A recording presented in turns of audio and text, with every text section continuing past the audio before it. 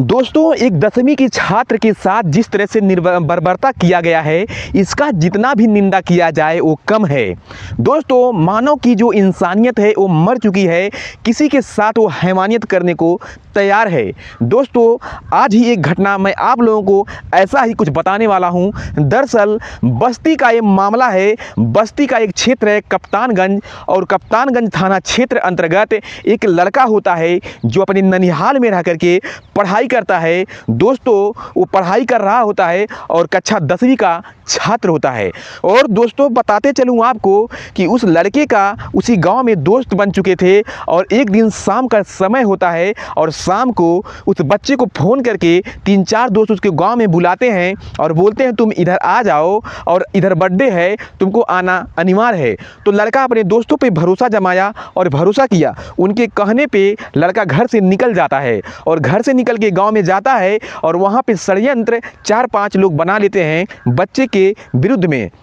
जब लड़का वहाँ पे पहुँचता है तो लड़के के पहुँचने के बाद में पहले वो जो दोस्त होते हैं उस लड़के के, उसके बाद लड़के का पूरा कपड़ा निकलवा देते हैं, यानी उसको निर्वस्त्र कर देते हैं। निर्वस्त्र करने के बाद में उस लड़के को बेरहमी से पिटाई करते हैं और बेरहमी से पिटाई करने के बाद में उस लड़के को मुँह पे यहाँ तक कि पेशाब भी कर दिया जाता है उन लड़कों के द्वारा। जिस तरह से बर्बरता किया गया है उस लड़के के साथ में, कहीं ना कहीं इस घटना से मानव शर्मसार है। दुनिया इसकी बहुत बड़ी निंदा कर रही है। जिस तरह से अंजाम दिया गया उस 10वीं के छात्र को, उसका हम जितना भी निंदा करें वो बहुत कम है। और बच्चों को, उस बच्चे को ये लोग मारे पीटे निर्वस्त्र करके, और मारने पीटने के बाद में जब उनका जी नहीं भरा तो उस बच्चे के मुंह पे ये लोग बारी बारी से पेशाब भी किए, सोच सकते हैं दोस्तों। और पेशाब करने के बाद उस लड़के को वहाँ से खदेड़ देते हैं और लड़का जाता है, ये बात किसी से नहीं बताता है और अंदर अंदर इतना टूट जाता है, इतना कोसता है कि मतलब उसकी कैपेसिटी नहीं रह जाती है ज़िंदगी जीने की।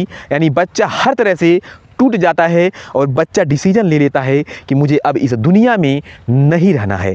बच्चा आखिर फैसला ले ही लिया और बच्चा वहाँ से जाने के बाद सुसाइड कर लेता है। बच्चा इस दुनिया को अलविदा कह जाता है। सोच लीजिए, 10वीं का छात्र है, क्या कसूर था, उसे अपनी ज़िंदगी को जीने नहीं दिया गया। और वो लड़का जो है बस्ती अपने ननिहाल में रहता था और उसका जो घर था संत कबीर नगर ज़िले में पड़ता था। दोस्तों, इस घटना को सुनाने का मेरा एक उद्देश्य है कि जिस तरह से ये घटना को अंजाम दिया जा रहा था, बताइए 10वीं का छात्र का उम्र कितना होता है? अधिकतम रहा होगा तो 15 से 16, इससे ज़्यादा नहीं रहा होगा।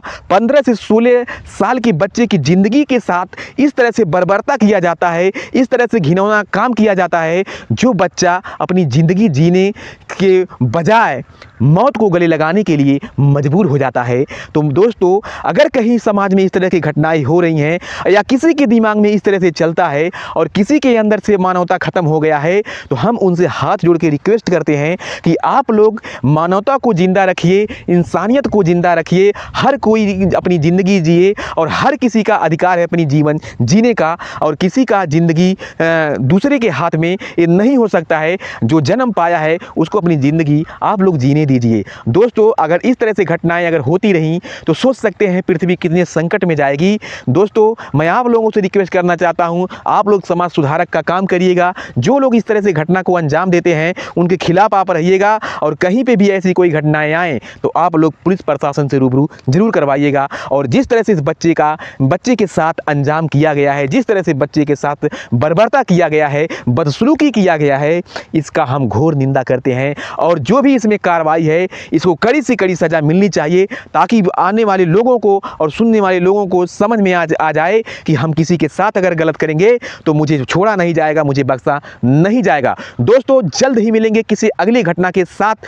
तब तक के लिए आप लोग सही सलामत जहां भी रहिए, हमेशा अलर्ट रहिए। जय हिंद, जय भारत।